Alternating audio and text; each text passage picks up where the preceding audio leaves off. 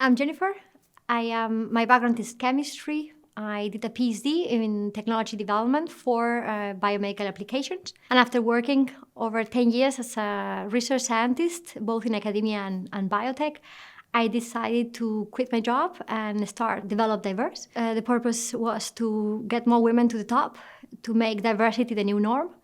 After experiencing myself the inequalities in the workplace and experiencing the lack of role models. Develop Diverse helps companies expand their talent pool while building a diverse and an inclusive workforce. And we do it by providing companies with a tech tool based on artificial intelligence that remove stereotypic content from the recruitment and communication materials.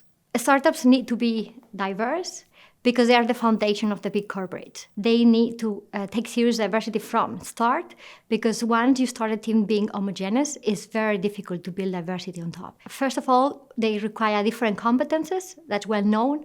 Founders need to be complementary, but it's also very relevant that they are productive and profitable. And in order to have that, they need to have a mix of decision-making skills, a mix of problem-solving skills, in order to be innovative, to be creative. And that's where another type of diversity comes in, not only professional, but as well in terms of gender, of ethnicity, age. It's very much depending also the type of customers startups aim to have, so they can understand their customer base and build the right product. Startups can build diverse teams by first being very open to becoming diverse. This means they need to learn what is bias, where the bias is within their recruitment. Only when they learn that, when they become aware, they will be able to detect it while they're hiring, and will be able to distinguish the judgment they have just because of the background of the person and the judgment because of the lack of talent.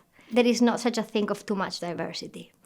I think it's diversity, it's always a benefit that has been shown. When corporates have diverse workforce, they are 30% more likely to be profitable. The most important thing is to forget about culture fit. We have heard so many times that we have to hire people that will fit our culture.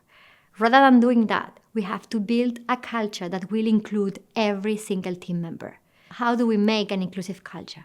First, it's important to define the company values, which also should be the values of the founders, and then ensure that every team member lives by those values. And what is the best way to achieve that? That the founders lead by example.